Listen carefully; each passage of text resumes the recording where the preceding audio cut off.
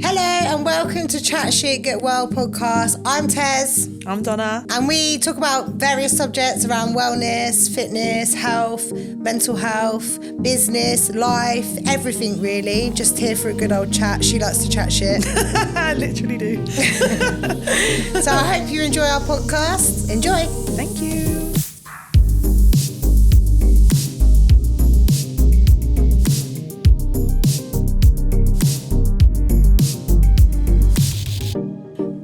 And welcome to Chat Shit Get Well episode 6. Today we're discussing childhood trauma, neglect and the fire. And again, Donna's with me. Hi guys. And we've actually done this one live today, which is quite good. So we might have a look at see if there's any sort of comments coming through whilst we're recording. Thank you to everyone that's tuned in. Yeah, thank you. A little bit of a trigger warning, obviously, that we are going to be talking about some content that might be upsetting to some people regarding childhood sexual abuse, neglect and to trauma. So obviously be mindful if it's something that's going to upset you, then maybe perhaps don't watch it right now. However, if you are watching us, I hope you enjoy it and I hope you learned something today and we can help people deliver the message and just create some awareness behind all the damn shit that's going on in this world. Yeah, if I make a stupid comment because I'm nervous, I don't actually mean it. We do tend to make inappropriate comments quite a lot, but I think that's just a defence mechanism as humour's a way of sort of coping with really extreme things sometimes, which is why I'm fucking hilarious. I'm joking. But yeah, no. So where are you off to, Donna? Sorry, I think... It come up with 20% battery. Oh no! You won't think I've charged it all night, Didn't think about that at all. Bloody waist trainer. I've been to the gym. We've just been to the gym, so hence why. Yeah, we just come back. So yeah, basically, right. So where are we going to start, Donna? I don't even know where to start with this one. To be fair, right. So how's your childhood? Yeah, pretty messed up. Just childhood. Pretty messed up. But you know what, it's weird because only as an adult now you realise. Oh yeah. You realise like. I just thought everyone was like that. Just thought it was normal. Yeah, I thought like I actually didn't realise that I had any trauma till I had my own children. And I was like, shit. Yeah. I was like, that's actually how you're meant to look after your kids. Like I can't imagine the situations I was put in as a child doing that to my child. No. I just can't imagine it. And, there's no book on parenting, but whatever book my parents were reading. And I know they always blame it on generations, don't they? Well, that's the way I grew up, or my parents with me. So I feel like it's like a generational thing, but we have to change generational curses. I think, there's a generational difference. Like obviously there's like culture differences and things like that, but there are just basic, care and neglect and things like that. And for me, growing up around a lot of like alcoholism, drug addiction with my parents and my step-parent, that's what led to the level of neglect that happened. And that still happens now, that happened back then. It was less talked about back then. Definitely. And unfortunately when things like neglect happens where your parents aren't really, doing their job, it opens up children to other things from other people also that come into play, especially grooming. And I think grooming is a real topic that I want to discuss because I never really actually understood what grooming was until I was probably in my 30s. Oh yeah, I just thought growing up I just got attention of older people. Yeah, and blamed yourself. Yeah, well, I blame myself. Or I just thought, well, no one my age is interested in me. All these older people interested in me, so it's exciting. And do you know what? And I put it down to, I think, my dad leaving at a young age. So I think them dad issues, abandonment issues, all like created. Yeah, they created that like normal vulnerability that made you susceptible to other people taking advantage of that. Definitely. People that were of a mind where they knew that what they were doing was wrong.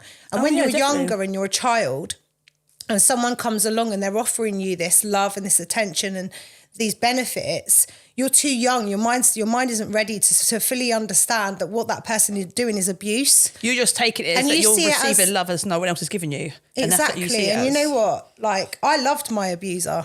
And that's the worst, that's something I still live with now. Stockholm syndrome, they call that, don't they? I never knew that I was being abused until I was an adult. I look back now and I think, fuck. It wasn't literally till I was in my 20s, 25s that I actually realised I was being sexually abused. Yeah. I had no idea. I thought that was normal behaviour. And as much as people might see that from an outsider point of view where they haven't had that abuse and that grooming, They might not understand. They go, well, how do you not know you were being sexually abused? Because I never knew it was wrong. I never knew as a child it was wrong. Yeah. And when I got older to teenager years, I blamed myself because I felt like I was to blame for putting myself in those situations. Yeah. But I was 10 years old, like 8, 10, 11, 12. Or from the age of 6 all the way to about 12 years old, I had 3 different abusers. Yeah, so I mean, like, I'm too young to understand. And because I'd had it happen from 6, it was almost brainwashing. Yeah, and you think it's normal behaviour. Yeah. Because you think the people that are doing this, why they wouldn't do it to you if they didn't love you. Exactly. And that's the thing, like, you're being told that they love you and this is what you do for people that you love. And you're not doing it they're not doing it. And I think from an outsider point of view as well, when you're looking into a childhood, like, sexual abuse story, you think, oh my God, that abuser's like holding them down and he's forcing them. Right. It's not always the way. For instance, my situation was I was never particularly forced. Yeah. I was completely brainwashed into believing that was normal. And that, for me, I found more difficult going into adulthood because I blamed myself. Yeah. And every time I was in a situation that was sexual with somebody, I had guilt. I had a feeling of guilt. I had a feeling of, like, fear.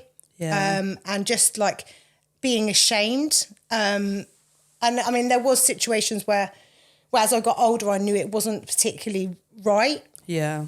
But I was, completely brainwashed from such an early age, escaping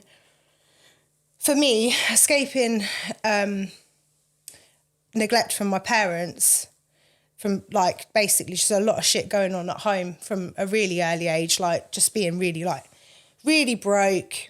Yeah. People drinking, people like my stepdad was a heroin addict. So we used to go without, food, things like that. And then we'd have, like, babysitters come over because my mum would go missing for a couple of days with my heroin addict stepdad. And then those people were the people that showed me love. Yeah. And they were like, give me food, or they'd do all the things that... They would give me a cuddle, and that's something I didn't have as a child, do you know what I mean? Yeah. So then that turns into tickling. Or that will turn into... Sit on my lap. Do you know what I mean? And then before you know it, you're into something so deep. But because it's been such a small, tiny little step every single time, you didn't realise how that progressed. And that might have happened over two years. Yes. But unless you understand that from an outsider point of view, you'll never really understand what grooming is. And like I say, I didn't fully understand. Even now, sometimes I think... I don't know how I let that happen. You didn't let it happen. It happened to you, and that's the difference. Yeah. You didn't know any different. I just can't imagine putting someone... You can't imagine putting your own kids in that situation. Exactly. And that's when you look at your own kids, is when you think, fuck, like... Yeah. So how can you put someone... Yeah. How can you let that happen to a child that's so vulnerable? Yeah. And that's what I'm so protective of my kids. Like, I just...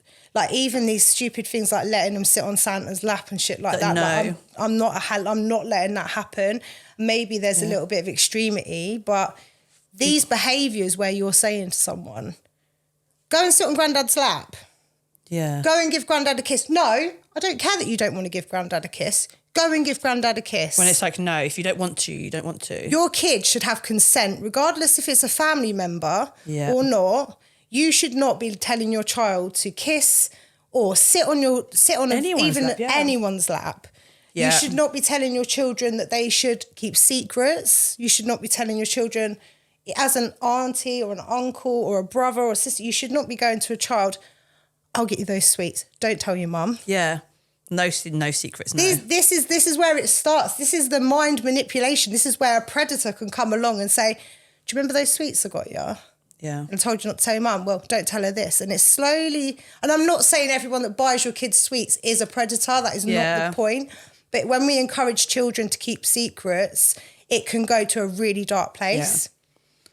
Yeah, definitely. And there's always a difference, isn't there, when you have to teach your kids about secrets. There's good secrets, like don't tell daddy that mummy's just brought a new sofa. And or don't tell about the Amazon deliveries. Don't tell about the Amazon deliveries. But then there's the secrets. But if someone else says to you, don't tell your mummy or daddy, then 9 out of 10 times it's a bad thing. But you know, my sibling is very much like that with my niece. Nanny doesn't want to kiss you, you don't have to. And everything is consensual, like everything is. And some people think, in this day and age, you don't need it, but actually you do. Kids need to be able to understand what consent is from an early age. If someone had said to me, if someone had given me consent, and I understood what consent was from an early age, I think I might have been able to indicate certain behaviours and been able to actually go to my parents or someone, even a teacher. Yeah. If maybe not my parents because they weren't really there. A teacher, a doctor, anyone. Yeah. Well, not a doctor, but, you know, if you went to the doctors or the school nurse. The police, like someone to say, oh, maybe this isn't right, or someone was able to reach out and notice symptoms from myself, like my behaviours, and recognise and ask me the question, but no one asked me that question. No. So that's like super, super important. And also I was going to mention as well on this, I don't know why I'm smiling, but that's awkward. Yeah, but there's a song, right? And my son plays it and it's called No No Square. Have you heard of it? No. Right, so it's called This Is My No No Square. And it's a song, it's a kid's song, and you can play it from your children from like as young as they are, that they know and understand. Yeah. It says, no, you can't touch me there. This is my no-no square. And basically, the action is here. So it goes, this is my no-no square. And my son understands consent from that song. He knows if somebody touches him here, then that's his no-no square. You can't touch me there. So that's literally the song. That's how it sounds. That's but there's such like a great actions song. in it, and it's on YouTube. So, and it's just a simple little like... Just simple. But the kids understand that, though. You don't need to say to your child, oh, by the way, if someone touches you, they're a paedophile or whatever. But you know, if they play that song and someone comes along and they start going... They start touching them there. I'll give you some sweets, I'm going to start touching your square. And my son's going to go, whoa. That's my no-no square. That's my no-no square. And I'm telling my mum about that no-no square. Do you know what I mean?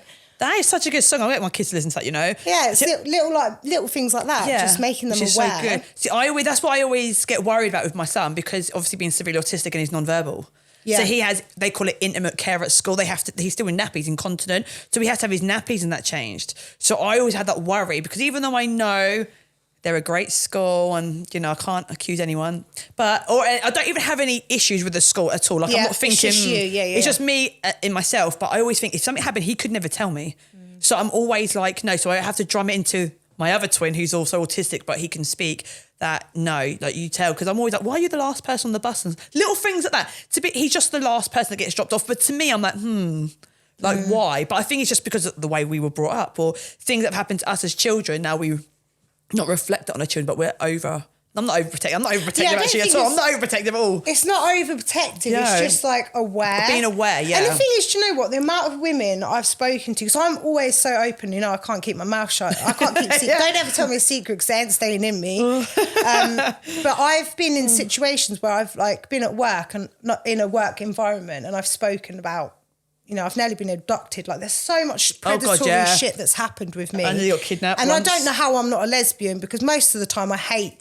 Do you know what I mean? I hate the fact that men have done so many bad things to me, but I still love men, and I have a really great relationship and stuff. But I'm surprised I'm able to do it. I'll be honest with you. I'm surprised that I am able to love a man after the amount of shit I've had. But anyway, I can't remember what my point was. I think that's probably why I've never been in love, you know. That's why I have always had issues. Like people that know me know I have a weird thing about age, yeah? If they're a lot younger than me, I don't know, it freaks me out. And I always say, like, if you're in your 20s, please stay on my DMs. Do you think that's because you've had predatory... I think because when I was younger, I've always had older men. And do you know when you're younger and people are like, oh, stay away from me, he's a dirty old man. Well, I didn't realise what dirty old man meant until we're older. Oh, okay. And it's the dirty old man, they're the ones that, oh, isn't she a beautiful little girl? Bro, I'm 6. You're in your 50s. Like, so you've always been a pretty girl. My mum's like, stay away from him, he's a dirty old man, that sort of thing. Stay away from certain people. And now I get it. But yeah, there used to be this creepy old man, and he used to always walk his dog. And I used to love dogs. And I just stroke his dog. And then it was from that to, oh, you come to my house and stroke my dog. Like, and I didn't think anything of it. And I didn't hang around with too many people, like when I was younger, when we lived in Bean Hill and stuff. So yeah, I used to go around to help him with his dog. But when I went into his little bungalow, he was always naked. And he said he was a naturist, like a naturist person. How old were you? I was probably year 5, year 6 at school. So I was 10, 11. When we lived in Bean Hill. It was before I went to secondary school. So yeah, I was been year 5, year 6. And we lived in Bean Hill, and like where I don't even know, he could still be there, you know, and still live there with his dog and that. I might have to go to a drive-by just in case, warn people in his little long fucking flasher coat. But he used to walk his dog and I didn't think anything of it. I sit by myself sometimes on the field making daisy chains. And that's how it started. And you go give me roll-ups and like cigarettes and you smoke at that age. Like I don't know why. I think it was just to be cool or someone probably introduced me and I just thought like to fit in. But yeah, and he used to grab my boobs and massage them and tell me they would help me grow. So now I've always had weird thing. Yeah. Honestly. But even when I was 13, 14, no one my age was interested in me at school. They were always older. Like I was 13, they'd be 18, 19, 21. I remember I go to clubs underage, which is my own fault going to clubs underage, but they were always in their 30s. Do you know what I mean? 30s, 40s. And I was always be like, no. But then there are some situations when I was younger, if I get on with someone, it's not even, I didn't even have a feeling. It was just like numb, you just get on with it. Do you know what I mean? Yeah. And it was, there's like, I completely disassociated myself from sex for about 5 to 6 years whilst I was healing. Because when I started having a sexual relationship, at one point, I actually strangled my partner. Yeah. So I was diagnosed with PTSD. Yeah. So what had happened was I started to obviously get involved in having sex and fucking hell, it's making me feel sick. Yeah. And got some tissues. I don't know. Have you got any tissues? Yes, please. Oh no, he's one of them ones, isn't it? I blacked out and when I come out of sort of like that moment, I was strangling him. And that was the time. Soon after that, I had a big mental breakdown, and that's when it all come out. That's when you realised. I've been hiding that I'd been burying it for so long. Yeah. And even when I recognised it was wrong, I didn't deal with it. Yeah. I kept it buried for so long, and then when I had that blackout, I then had a breakdown where I nearly killed myself, and I had to, I had daily care.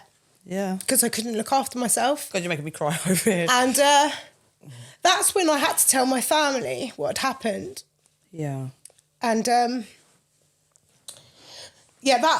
PTSD basically just made me fucking psycho. It made me absolutely psycho. Like I just didn't know where I was. I blacked out and then I couldn't cope with life after I'd sort of, because it's almost like you bury something so like it's like a volcano, that fire, and that's what I'm saying. You don't know who you that's are. Fire. Yeah. This fire's coming up, and it's gonna erupt if you don't deal with those. If you don't deal with that problem, it's gonna come out without you even knowing it's gonna come out.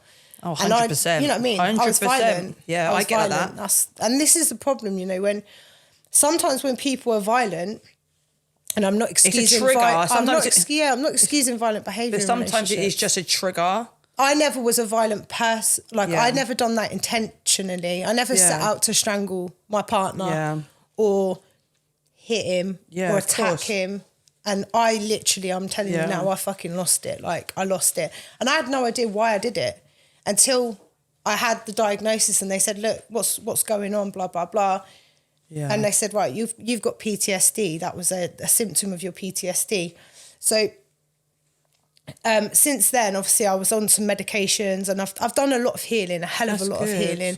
But as you were saying, like for a long time when I first started having sex with my first boyfriend, I just disassociated. I was completely numb. I couldn't even feel down there. Like, because every time I had a sensation, it brought back that feeling of guilt and that feeling of I feel dirty and I feel like I shouldn't be doing this. I had that issue, and then obviously, like I say, I've since healing, things have been a lot different. Yeah, which makes a big difference. But I feel like sometimes you have to have that break or breakdown to realise that there's something wrong. Like, sometimes you don't actually know. Shaking, it's all right. Sometimes it's good to get it out. But yeah, people say to me, oh, you have trust issues, this, that, with blokes and stuff. Thinking, well, my dad abandoned us and left when we were kids and I was a daddy's girl. Everyone that's always been interested in me has been a lot older. So now I'm just even weird. But like, I've had times where I've been around friends or house parties. I've come back drunk and they've come back to look after me and they've been having sex with me and I'm literally hanging over a toilet being sick. Do you know what I mean? And do you know, the next day you wake up and you're like, did that happen? Did it not? You don't want to say anything. Blame yourself because you're like, did I let him in the house? Did they assume? So now when people talk to me, I can talk to anyone and just be friends, but sometimes I think they want more, and I don't. Sometimes I don't get it.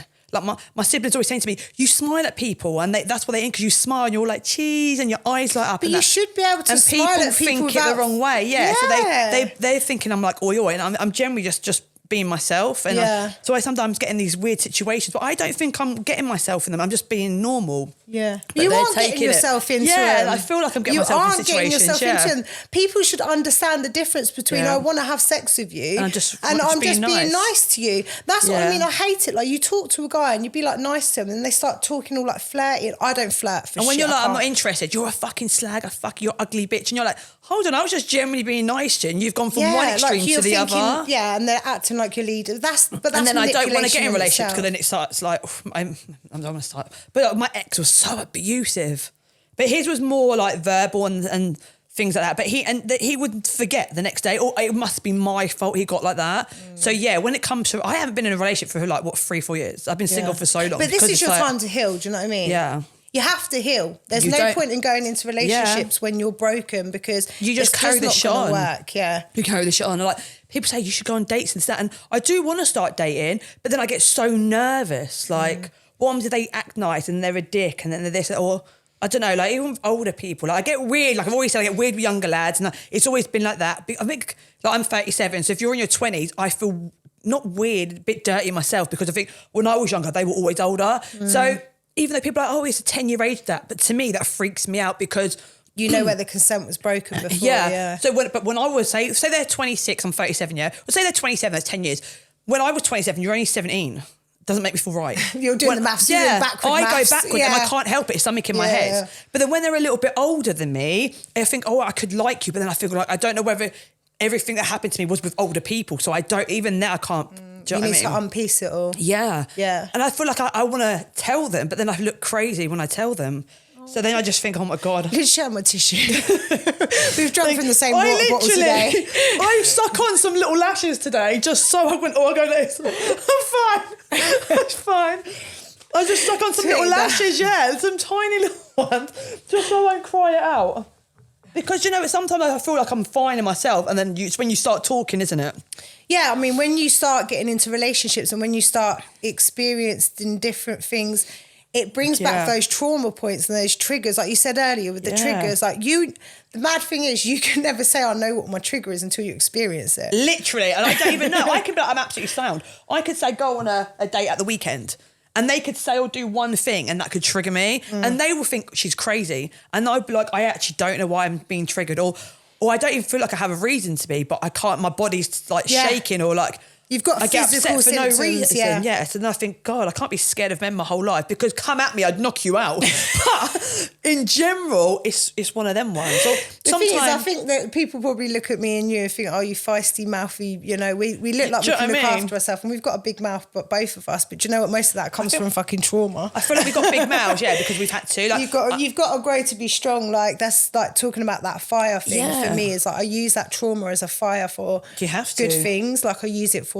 pushing myself every day and making myself and saying, actually, I've had my childhood taken away from me and I know that from 6 to 12, I literally don't remember anything but trauma. And I'm not going to let those people that were involved in that take my adult life or take my children's life. And this is another thing, like a point I want to make. Break the cycle. Like when you are in you've had a neglectful childhood, you've had trauma, that's not an excuse to then take that onto your children. Oh no, everyone uses that as an excuse, don't they? Well, you know, that's all I knew growing up. And you think, well, they use it as an excuse for all sorts of things of like, oh, well, I'm going to treat my next partner like shit. I'm going to do this. Like me recognising when I strangled my partner at that point and I was abusive towards him. Yeah. And I did. I was abusive. I was an abusive. I was a man beater, but I was also beaten up. We were beating each other up, but I was abusive and I have to take accountability that I was throwing the first punch sometimes. Yeah, he was punching me back, but I was punching him. And I had to move away from that relationship and realise, why am I doing these things? Because I'm not violent. Yeah. But in certain situations, I'm switching for no reason and I can't work it out.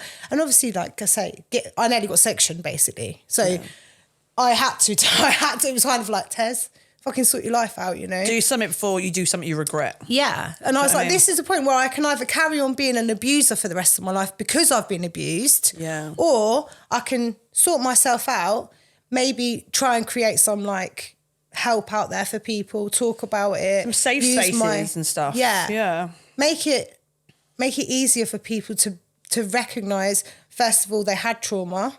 Second of all, try to recover from it. And third of all, not try to push it on future generations. Yeah. But if you could take accountability for, say you've been through trauma and you understand that and then you do act out, as long as you could, I feel like if you could take accountability for your actions and you're trying to change and you're like, okay, I recognise I'm doing this because of this. Yeah. I think you're on a great path. It's the people out there, like not mentioning any names, Dean, but it's the people there that deliberately drink and do lots of drugs and they use that as an excuse because then they don't remember the next day. Yeah. And then you look crazy because you're like, I'm putting up with so much shit for what? Because when that person's sober or they're good, it's fine. But then the opposite side of that, it's like, no. But then I think that they could have some sort of trauma themselves and they cover it with drink and drugs and then they get... A lot of people are using alcohol and drugs, and I've done it myself, especially drugs. I've used a lot of drugs to cover my pain and my reality, to be honest. A lot of times as we grew up as well, like... It's just, it was a completely different generation. Yeah. Like it was when we were growing up. Well, no one was talking about, the good thing is now there are a lot of like Me Too campaigns and stuff like that where women and children and men, and another thing I want to talk about is the men. I will go back to that. Yeah, because it happens to men too. Me Too campaign is women, I think, predominantly, but there is other campaigns and people are talking about it more. I mean, we're finding out about paedophiles in governments and BBC, like doctors. Way up. This isn't ground level shit. This is happening at the top. The people that have got the money and they've got the influence, it's still happening to them because there's nonces everywhere. So people need to just get their eyes out and start looking around and noticing these behaviours. Noticing these people, and they know each other. The thing is, sometimes it's organised. It's like a group. They're like a little club. In my case, there's certain things I can't talk about, to be quite honest, because there's certain things I'm take to the grave with me. I'm not willing to have that come out of my mouth. Same. But watching my mouth the men thing. So one thing I wanted to also talk about is actually that I think that it's more difficult for men to talk about their sexual abuse than it is for women. Because I have had conversations with guys before who have had that happen to them when they were kids. And obviously they've got... Sorry, let me just thingy. Oh, has it gone off? Nice, low battery. There we go, back on. My battery, sorry guys. You know, it happens to little boys, you know. Little boys are getting done, that sounded bad. I didn't mean that. Oh my God. Little boys are being abused, and the problem is that they are actually finding it a lot more difficult to talk. Yeah, that's the thing. They're taking their own lives. They're getting heavy into drugs. They're getting heavy into alcohol because they're not only going against the stigma of being sexually abused. Yeah. They're also in their heads about the fact that there's homosexuality involved because they don't want to talk about it. They feel like if they talk about it, they're going to be... They're going to call gay. That's what they think. If they turn around and say, oh, this bloke sexually assaulted me, they're automatically like, well, you're gay. You must. Especially if your body responds differently. I've been in situations where some stuff's happened to me and I didn't want it to happen, but my body has responded like I was enjoying it and I wasn't. Exactly. And that's that's another point to it. It's a raw thing to say, and I'm going to say it, and not many people are going to find it comfortable, but I have had an individual say to me that they had an orgasm at 10 years old and that was rape. Yep. So how do you deal with that as an adult, that you've had your first orgasm at 10 years old through rape?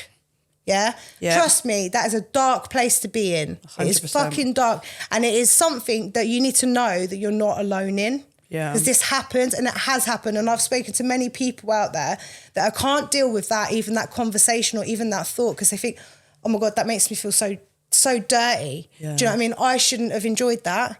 Because that is technically, it's a consent thing here, yeah? So this is a consent. You're too young to understand what your body's doing. You're too young to understand the manipulation, and you're too young to understand what's right and wrong. But that person that did that to you, they weren't. They know exactly what they're doing. They was in control of that situation. And even as you get older and you go out, say you go out drinking with your friends, and then you have too many drinks, you do not have the consent. If you're drunk, you cannot consent to anything. So if you wake up with someone and not too sure, but you don't know them and you were drunk, I don't want to say there's a good chance something happened, but once again, that is not consent. And the amount of people that I know that go out on a night out and wake up like, I woke up next to someone, I don't remember what happened. And you're like, well... And they always laugh it off, to be honest. They laugh it off, like, yeah. That's what... I remember in London once I went to a rave and... we went back to this guy's house. Yeah. And he was like, we'll cook you some food. I think we were trying to get a taxi, but we couldn't get it from the club. So we went back to this guy's house anyway. His mates left. It was me and my friend. Cooked us some food. And we've both fallen asleep. And I've woken up, this guy's having sex with me. And he drugged us, basically. He must have put something in our food, yeah. Then my friend, the next day, I woke up and I said, look, I woke up and he was having sex with me. She goes, yeah, same. I woke up, he was having sex with me. I've called the police. Yeah. The police have come out. They said, oh, yeah, just wait there. So we've gone to like a local garage and then they've gone, oh yeah, we'll be about 4 hours. Don't get changed. Don't take your clothes off. We need to swab you. Yeah. Well, so we're waiting 4 hours. I've been raped. I've been waiting for 4 hours for the police at a garage for them to tell me, don't wash yourself after a man's had sex with me that I didn't want anywhere near me. That's the first thing you want to do is scrub yourself. And they were like, oh, the swab station doesn't open till like 12 o'clock, so we'll come get you and we'll take you there. By the end of that, my friend was like, look, Tez, I don't want to press charges. She was like, I feel like maybe I was too drunk, it was my fault. And I agreed with her. I said, do you know what? Maybe we were too drunk. We did have champagne. We're not girls that drink champagne. See, do you know that's what I mean? the thing. You're probably thinking, oh, maybe we got a bit drunk and then maybe we're a bit flirty with him and we've fallen asleep and not remembered. Because the police say to you, why would you go back there then? Why would you stay there? And in your head, you're thinking, well, actually, that person was really nice and they did let us come back and there was nothing malicious or nothing about him. So in your head, you play your own mind games and build up your own story because you think, well, when I met him, he was fine. That's the thing. If the police had come out at that point where that had just happened, then I could have been like, seen that you were unconscious. This is my truth, yeah? 4 hours down the line, I've already persuaded myself it's my fault. Yeah, you went back there. And that's the worst thing that you can do is persuade yourself. Yeah. But we do. We do, Yeah. Because it's easier to persuade yourself than to admit we just let that happen. Definitely. And that is the worst. That is the worst part of it all. Yeah, and understanding, like, going through, like, therapy. So, for instance, for me, I went, oh, God, bloody hell, it's because I keep shaking. I'm getting all yawny. Because I got diagnosed with the PTSD, then I've done, like, trauma therapy. I've done timeline therapy. I've done cognitive behavioural therapy. I've done that. I've done every kind of type of therapy that you could think of in the world. Yeah. But in all honesty, the best thing for me was just actually forgiveness. And believe me, it's hard to forgive, but it's the best thing I ever did. You've got to forgive yourself. Best thing I ever did. Because when I was carrying that hatred for those people that did that to me, and for my mum particularly, because my mum never protected me from any of it, I was just a big ball of hate. Like a big ball of hate. I hated everyone. I couldn't have relationships. I couldn't have proper friendships. Yeah, it's hard. I remember spazzing out at my friends once and punching her in the face, like, over nothing. Like, I was fucking mental. I was crazy. I was uncontrollable and I didn't know, I just couldn't cope, yeah? So my reaction to not coping was just being like self-sabotage, isn't it? Yeah. Just going around just doing stupid stuff. Because you didn't know what was going on with you. You didn't realise. Whereas I see a lot of children like that now and they get sent to, they call them naughty schools. And you're throwing your kids in these naughty schools. Maybe you should actually sit down and ask them, why are they acting? Like some kids are just little fucks, let's be honest. Some people are just rebels. Like they are little fucks. But other people generally they act out because something's happened, because something is going on or something's happened. Like people say like, oh, no, red flags and stuff. But do you know, some people are born with a red flag. Some people only have like toxic traits because of what they've been through. Mm-hmm.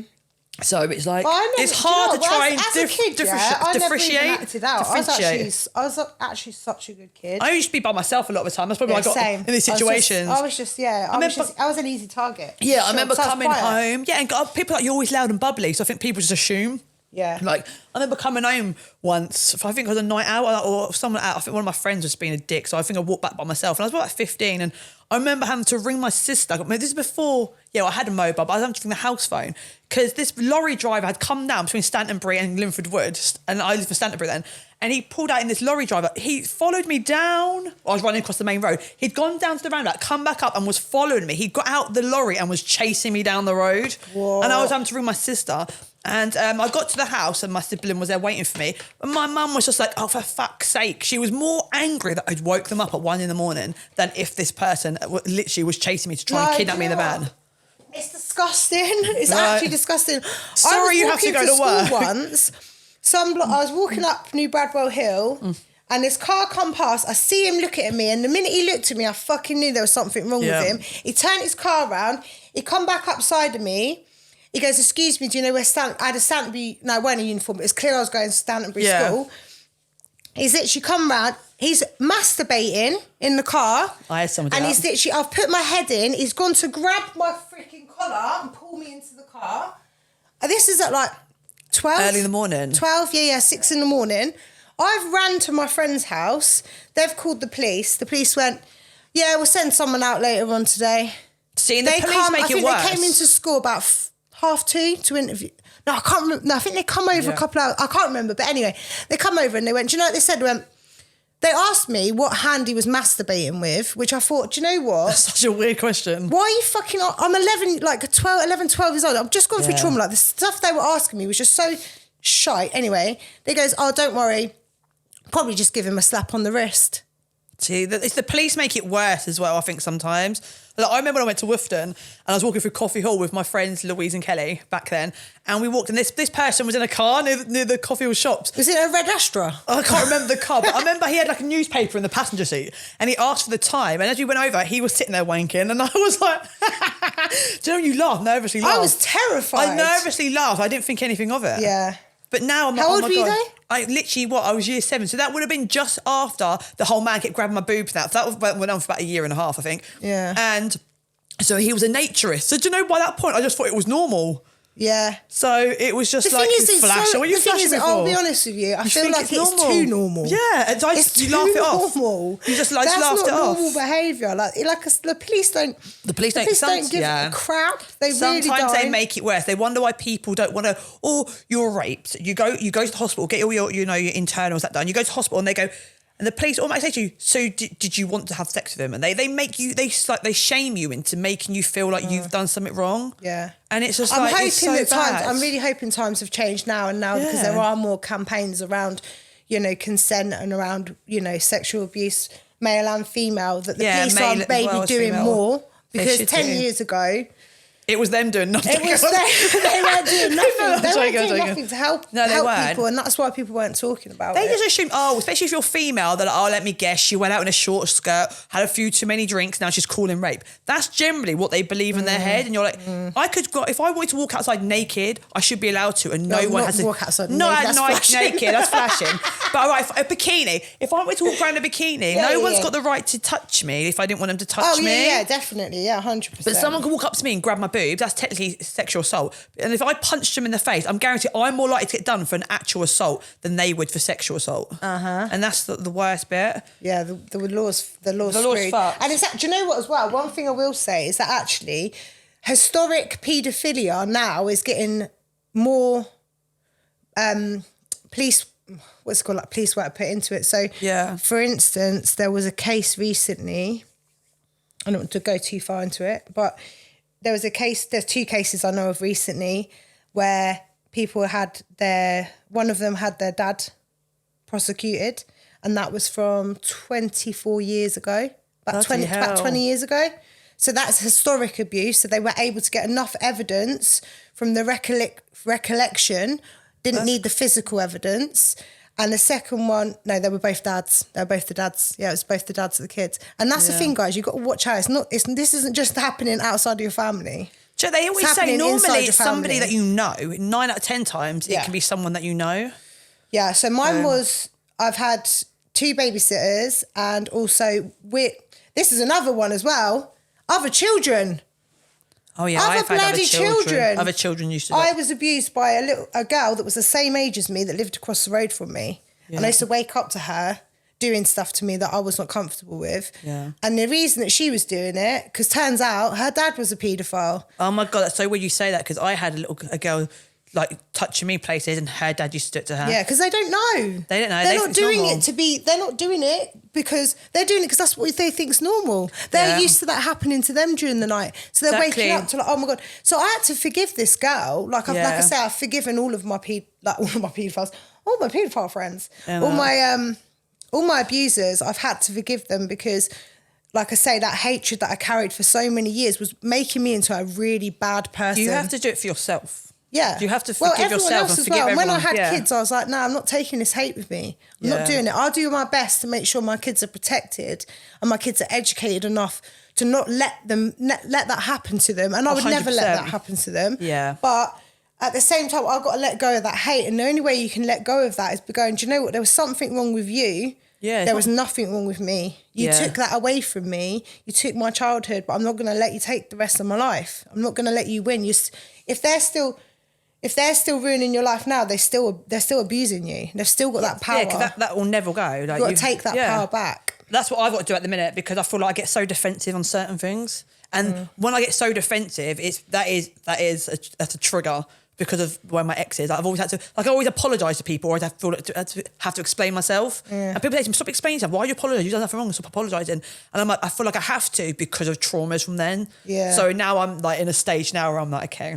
You just need to be like, own it. Like, I'm here. Or if this is what I'm about. This is me. And if someone upsets me, I have to be like, okay, that person's just that's on them. That's not me. Like, I shouldn't have to, like, if I'm apologising and explaining myself to you, and I don't have to. Like, do you know what I mean? So if you've upset me and if I've just reacted, sometimes I just think no. Like, but I'm so used to doing it. Do you know what I remember you saying in the last podcast? Yeah.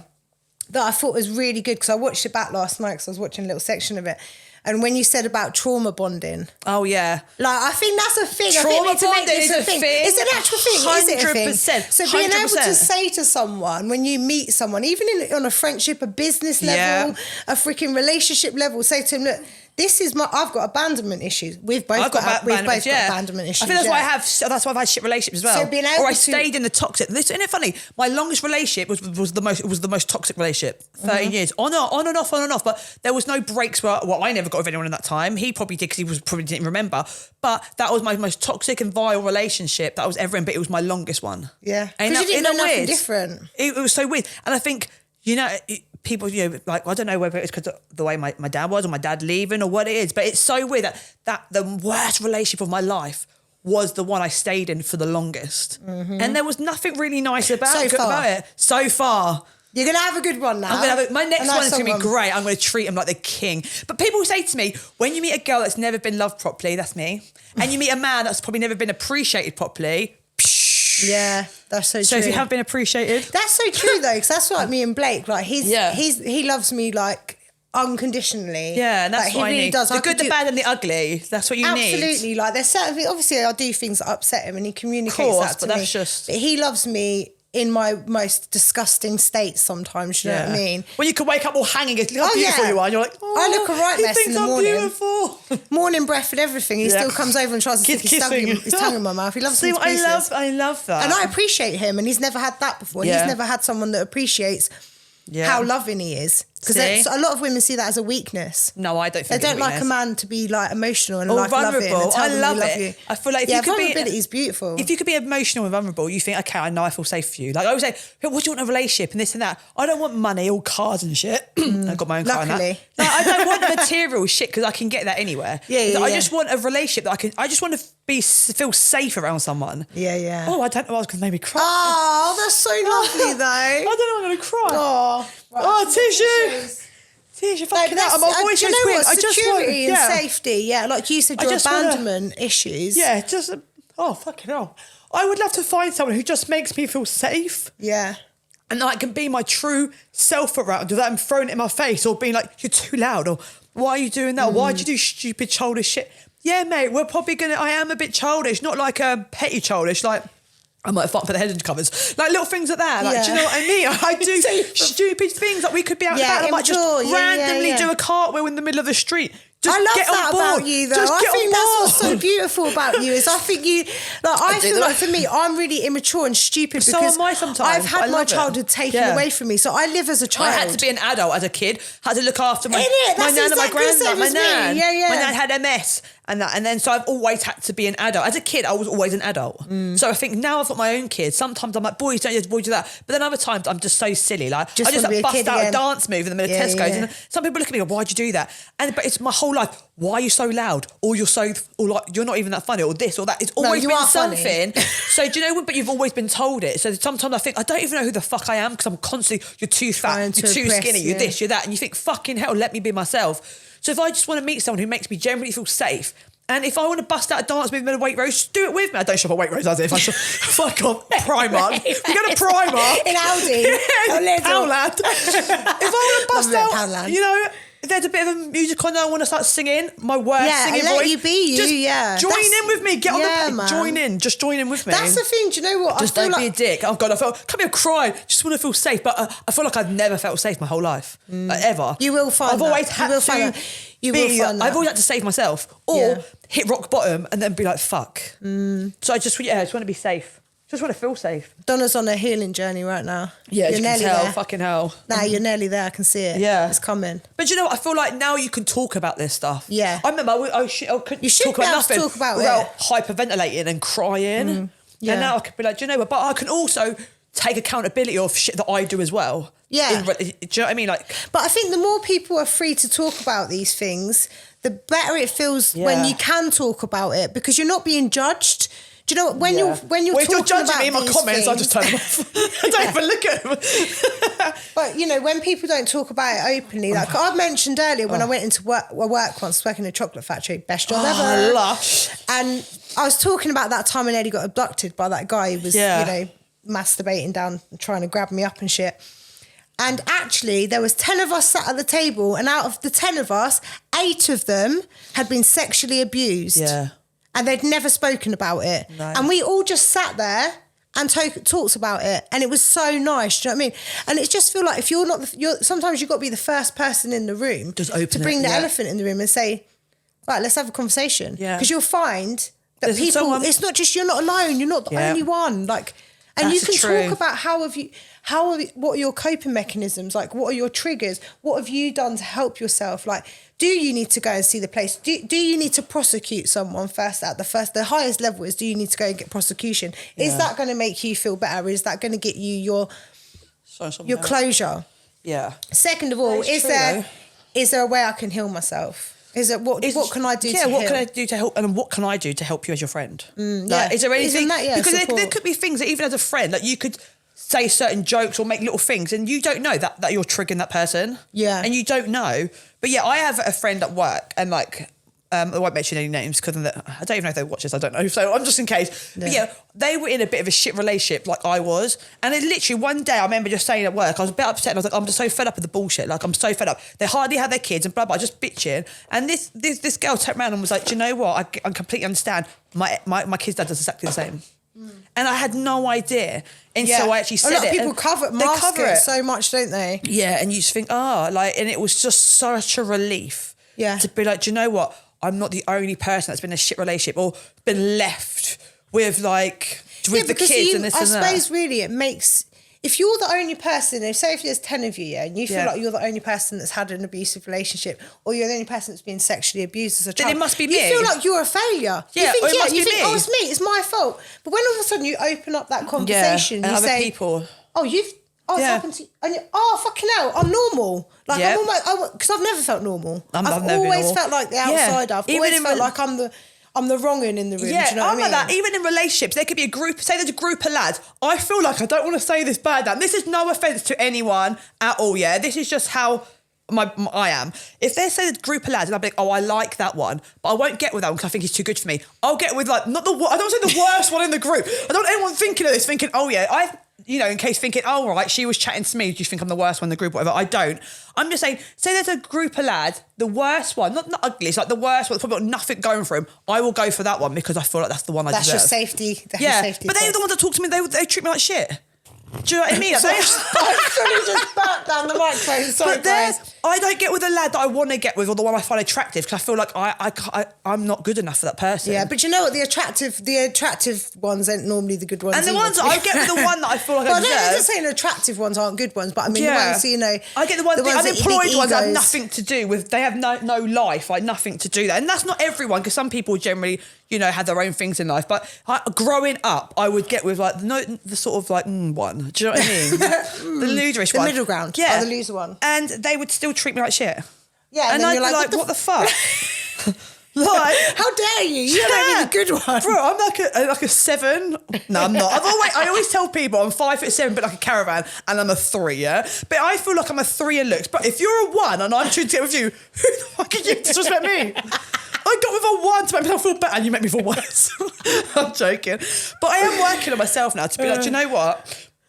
You get what you attract, don't you? Yeah. You have to put all that out. Yeah, no, it's all about energy, putting out good energy, getting good energy. I haven't put any. You can tell. Look at my past relationships. I haven't had. But things are changing shit now. Energy. Yeah, that's why I can look back on relationships. But that's as well. You know, I feel like if I was around more people, because my first relationship was really abusive. Like I say, we were both abusive. Yeah. But if I was around more people at that time that were talking about these things, I may have been able to cut that relationship off a year in.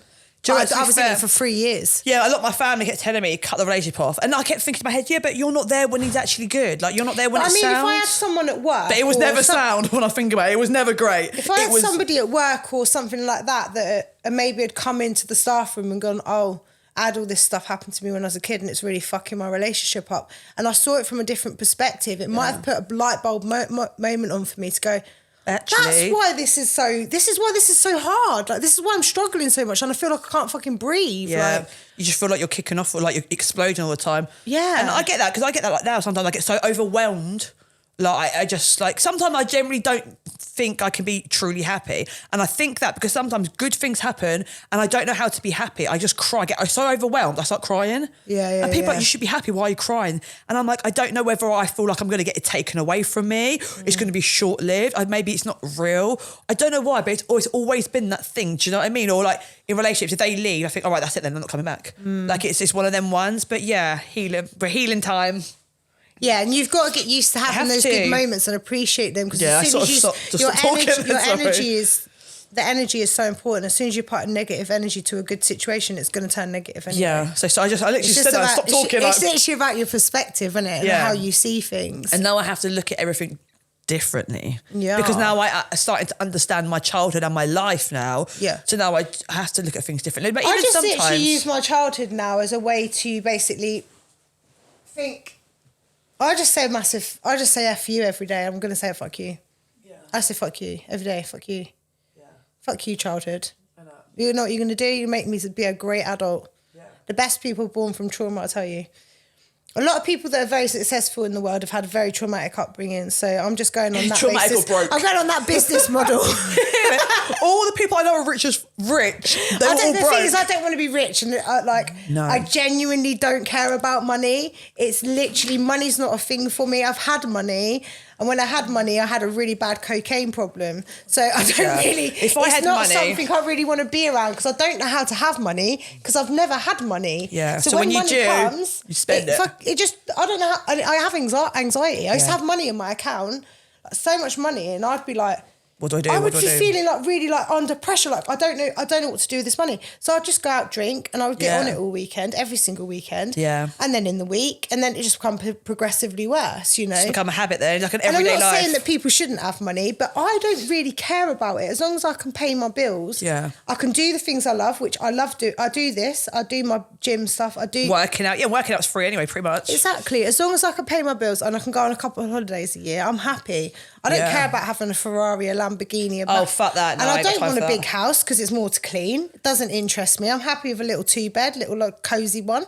Yeah. I'm not worried about having anything big in my life because who's that for? To be fair, if I had a lot of money, I'd probably have my own house in the middle of nowhere with big gates. I would have no neighbours. I literally live on a field. I was in the Cotswold yesterday. I can never say it. Cotswold. That's how common I am. Cotswold. You're saying, I'm saying it's Cotswold. Where the posh people go on holiday in the UK. And literally there's like, I wasn't there on holiday. I was delivering a horse box, by the way. I wasn't being posh. But I was down... literally in the middle of nowhere, these houses are like, there's like little cottages and they are literally just land all the way around in the middle of nowhere. And I'd have a 6-foot fence around it. Yeah. No men. Yeah, literally. It'd be a moat around it. Yeah. Oh dear. Yeah, that was going there was an experience yesterday. I felt really out of place. I want to go to work and they're all like, I literally thought I was going to get robbed. I was driving with my dad down there and I said, we were literally driving down this lane. There was like no one around, and I was like, "Dad, this is a really good place for 2 people to get murdered and a horse box to get stolen." And he was like, "Yeah, there was an animal waste place or something." He was like, "Yeah, it'll just burn us over there." I was like, "Dad, it's getting worse and worse." And that's like where I work though. It's quite high-end, so it's expensive. Oh, what, centre parts? Yeah, so when they were walking out, all right, they're probably thinking, what the fuck? Do you know what, though? The funniest thing is I work with, like, a lot of rich people and stuff, and they're actually sound. Like, yeah, some of them are. They're sound when you don't try and bullshit them. If you're just yourself, like, I went, this is completely off subject, by the way. Yeah, we are going off subject a bit. Let's not go off subject. We'll save that for another one. But yeah, so basically the message is, oh, by the way, also, I really want to say thank you to everyone that's reached out. Yeah, because thank you. I've had so many messages, and it's weird because I see the posts go up, I'm going to be honest with you. I see my posts go up and I see there's only a few likes in that. And it gets to you. It does get to you because obviously I'm trying to get the content out there, and I'm like thinking, oh, what am I doing wrong? And then on a couple of situations the last few weeks, I've actually had like private messages from people saying, like, giving me feedback and saying, like, thank you so much for, like, creating awareness. We've improved someone's sex life. Woo! Oh yeah. Yeah, we've improved someone's sex life, so that's great feedback. Me out. What else was there? Oh, talking about breakdowns in relationships, friendships. One of my friends reached out to me that I've not spoke to in 2 years. That's good. That's really lovely. And people with alcohol problems, talking about going to groups and things like that. Like, it's just that's what I want to do with this, and that's what we're here for. Reaching out. I've had people comment when I was talking about how I put up with all the bullshit. No one said, what do you do for love? What's the worst for you? And I put up with a load of toxic bullshit and I have to take accountability. I've had people message me saying they've been in the same situation, and it's good for someone to talk about it because they don't actually realise they're in a toxic relationship, or they think it must be 50-50 until they realise, actually, no, they're not. Yeah, like, you're getting called nasty names and pushed around, and even money and things. Like, no, there's awkward, there's difficult conversations, and sometimes it's better to watch other people have them, and then you think, oh God, I actually feel better. Especially when they know you. One of the girls messaged me and she said she'd watched the podcast about the sex thing, Yeah. And she'd watched it with her boyfriend, and her boyfriend went and made love to her. And she goes, we never made love before. And I was like, oh my God. So they'd watched it and they didn't even realise, oh, actually, we're not making love. We're just having sex. Yeah. So they went and made love, and she messaged me and she was like, thank you. Right, so when I said that I've never made love, I think that did create a bit of I made love to you. Yeah. Like, and I was like, I've never made love. To me personally, I think it's like a feeling of connection that you have with someone. Yes. And I've never had that connection. I've never been really in love with anyone. I thought, apart from my kids, like, I can't even say myself, I'm starting to love myself, but where I was in relationships, I thought I was in love. I actually wasn't. It was more toxic. So, yeah. It's obsession. It's the difference between obsession and love. So, my ex is obsessed with me. That's a fact. Like, but he was vile. Oh, yeah. So it's one of them ones. So when I'm like, oh yeah, I've never made love, it's purely because I've never had that connection with anyone. Yeah. I've had sex with my partners and it's been pretty good. It's not been like, nothing. But in the future, it's coming. It's coming. Put it on the manifestation board. Manifestation, boyfriend that can make love to me and play the song as well. Yeah. And not wear a strap on. Well, unless he wants me to, it's fine. Oh, you can. I don't mind. Like, I don't mind. We're going well off tandem here again. We need to stop. Anyway, we're gonna cut that bit. We haven't got a choice. That podcast version. But we're on a live. We're on a live. But don't tell anyone we said that. Yeah, we are gonna because we're going off subject. This is our problem. This is our problem. ADHD shit. Yeah, shit's going on. Yeah, I'm getting diagnosed with ADHD on the 14th of February. Happy Valentine's Day to you. In the morning. That's when I've got my thingy for whatever it is where they do the diagnosis. They might give you a certificate and a rose. But then I look at it and I say, actually, do you know what? I might have ADHD, but actually, I've had a really shit childhood. And that's mostly where most of my problems come from. And until people start realising we can all mask it by saying we've got this and this, like not bipolar, that's like a different one, but personality disorders. Yeah. All this sorts of, most of it's from childhood. Like, let's be real about it. And also, if you've had, you might not have been sexually abused in your childhood, you might not have been neglected, but your trauma is relevant to you, So, for instance, your mum and dad might not have said they loved you. Yeah. Or hugged you. And they might not have hugged you. That's not neglect, and that's not child abuse. However, that is trauma. Look at the seam. And how you live.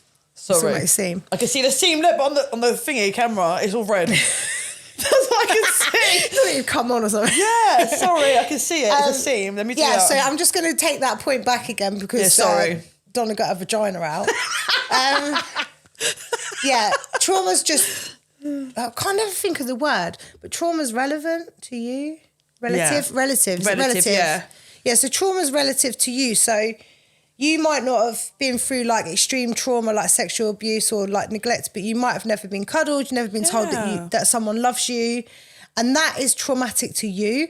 Don't think that just because you haven't been through all these horrendous things in your childhood that you shouldn't feel the way you do, or you shouldn't feel like, I feel like unloved, because that's still relative to how your childhood was.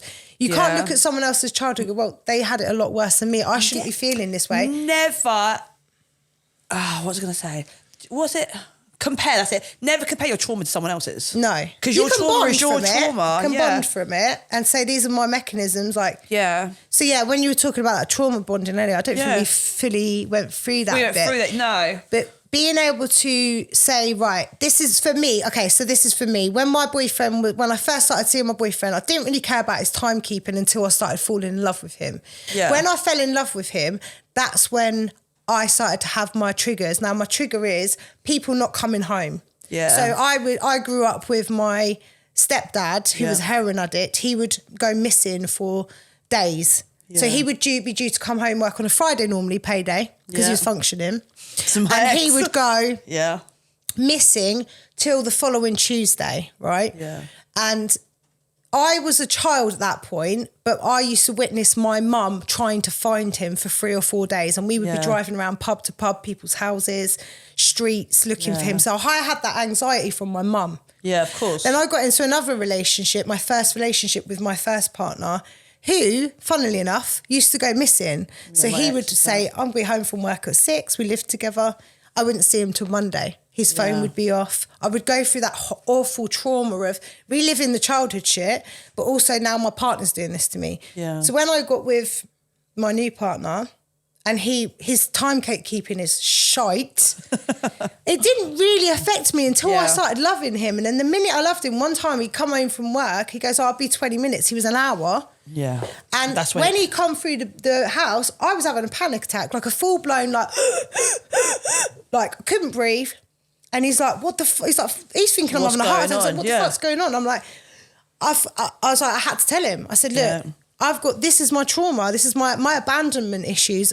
This is what it does to me. Stems from, yeah. I'm not crazy. This is reliving an experience here. Yeah. I'm not mental. It's just because I don't know how to, it's a feeling. It's not a thought. It's a feeling. It's a feeling. Yeah, it's a feeling. It's how you feel. When you recognise a trigger, it's not a thought, it's a feeling, yeah? 100%. So you never even know what it is. You're like... Yeah, you can't breathe, you start shaking. She was like... Baby, it's like I had to get petrol and I got caught in traffic. My phone died, blah, blah, blah. And he had, obviously there was a reasonable explanation for it. But he now knows, don't be late.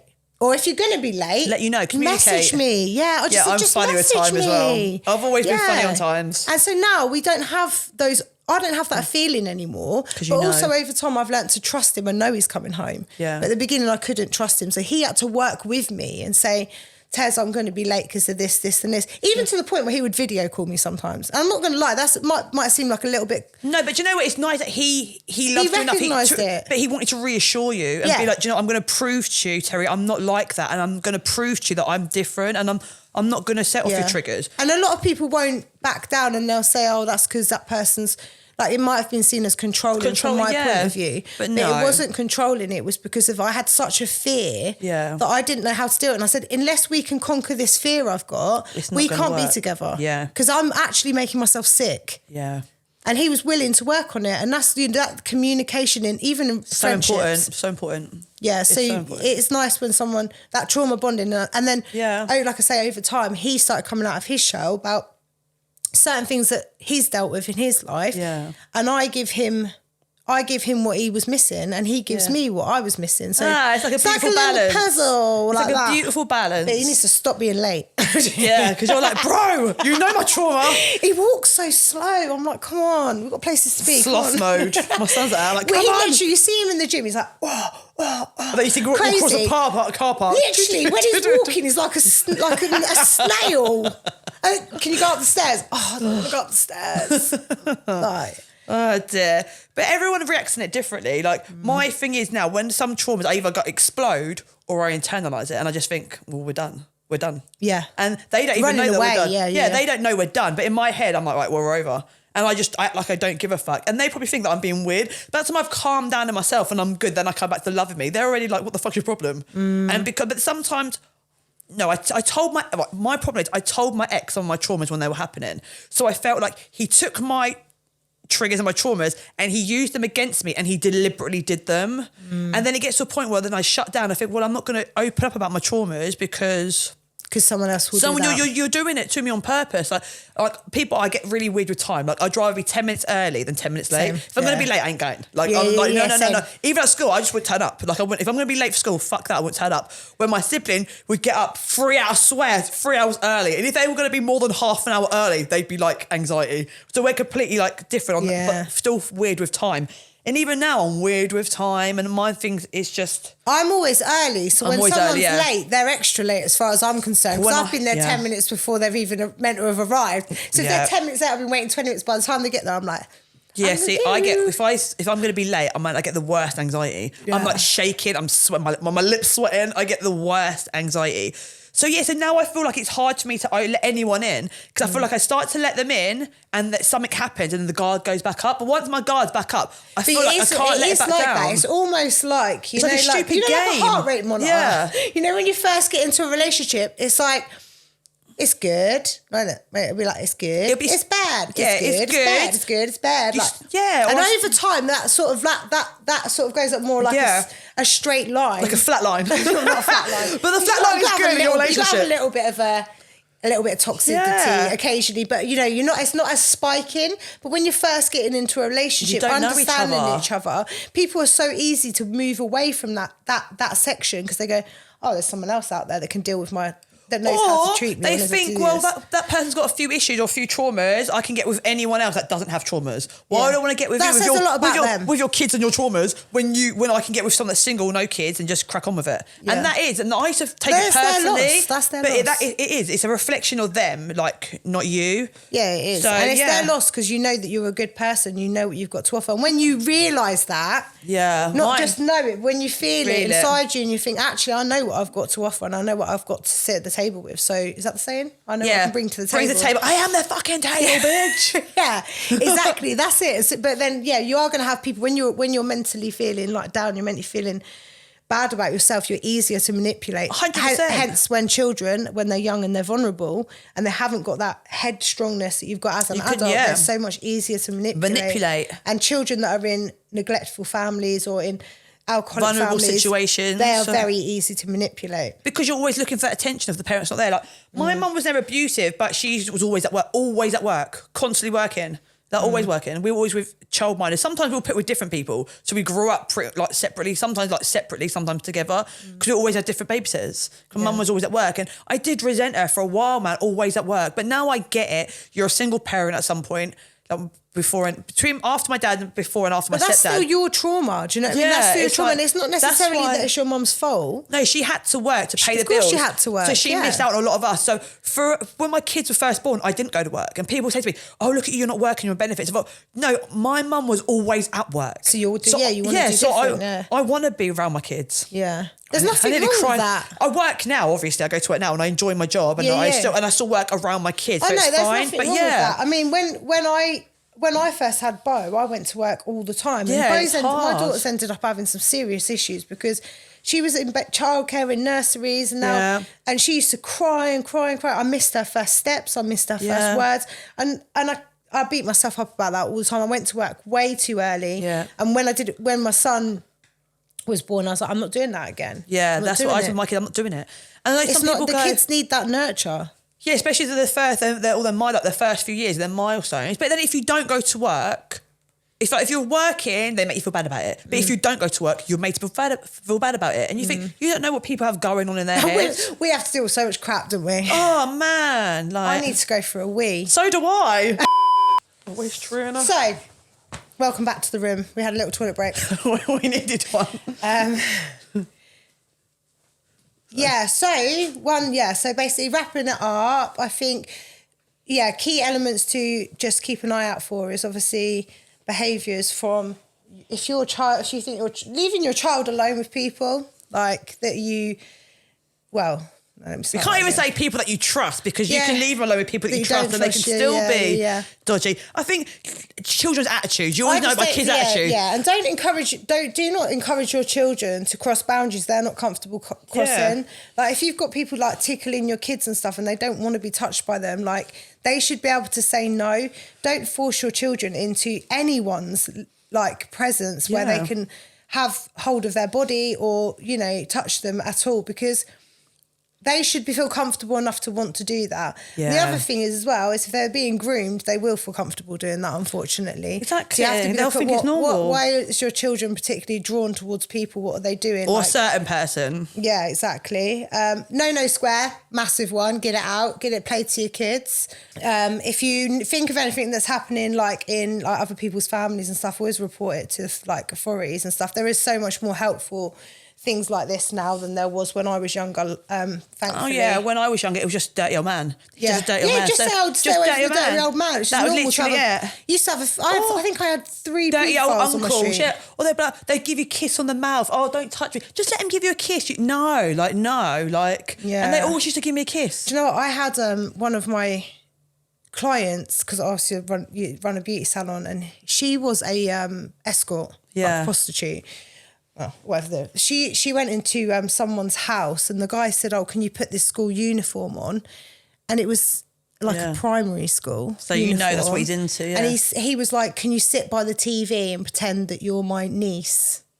That's the fucking shit that's happening in this world. She reported him to the police. Don't know what happened from there, but thankfully she had enough like in her to actually go and say, I think this guy's a paedophile. And he probably was a paedophile. And if he wasn't, he was planning to try and abuse his niece. So this is like messed up stuff. He obviously had fantasies about her to be getting and he's like gone and got a freaking primary uniform, stolen it from his brother's house. Do you know what I mean? So that's obviously brother's or sister's house. Gone in the house. He's took the little girl's outfit for a prostitute to wear so that he could pretend having sex with his niece. That's how fucked up people are. So just be aware, this shit is happening. It's still happening in this day and age. And if you see anything that might relate to someone else being abused, say something. Then report it. And you might want to check. You might want to check out, your own sex life if they ask you to do weird things. Oh yeah, no, trust me. There's role play in the bedroom and there's role play. No, for sure. I'm joking. But yeah, I have to cut that bit out. I will put down, actually, when I post this video, I'll put down the No Square link underneath. You might be able to put like some links to like Women's Aid and this and that. There's a couple of organisations that are available as well for people that want to talk in anonymous. When I try to say big words, it goes wrong. I've got a list. So when you don't want people to know your shit, anonymously, insert big word here. Insert for I'll put some links to a couple of charities at NHS places that I've used personally. I'm actually still going through my own therapy because I've just started with a new a 12-week counselling course. I'm constantly getting help. Like it's never. Yeah, it's never it ever goes away. It doesn't ever go away. You just learn to live with it and forgive yourself. Yeah, forgive myself and learn yourself. Like love yourself again. Forgive your abusers and use that as a big fire in your belly to be like, fuck you, I'm going to do good for myself and I'm going to live a happy, it doesn't plentiful define life. you. Whatever happens in your childhood does not define your future. Don't let it take you to a dark place again. And it's not your fault. It's the people that are doing it to you. It's their fault. You've done nothing wrong. Yeah, for sure. Right, okay, we're going to wrap this up now. Thank you so much for everyone that came on the live. Yeah, I don't know which camera I'm looking at. I don't know. I keep looking at myself on the screen. I feel like the film is going to be just us looking at ourselves because that screen's there now. My film's it's normally me doing hour this. And 20 minutes is the longest one we've done, jeez. I just sit here doing this, like right, this. Peace out, A-Town down. Yeah, and just let us know. A-Town down. Oh, sorry, peace out, A-Town. If you want to talk, let us know. If you want us to talk about anything else in the future, have you got any stories? Yeah, send us some messages on Instagram and... We appreciate your comments. And Instagram and TikTok. Instagram, TikTok, YouTube. No, YouTube you can't message, but Instagram, TikTok. Send us any comments, anything you want to answer to. And Facebook. It's on Facebook as well, isn't it? Well, we're on Facebook anyway. We're on Facebook, yeah. Anything you want to talk about or anything, just let us know. Yeah. Excellent. Enjoy your day. Bye. Bye.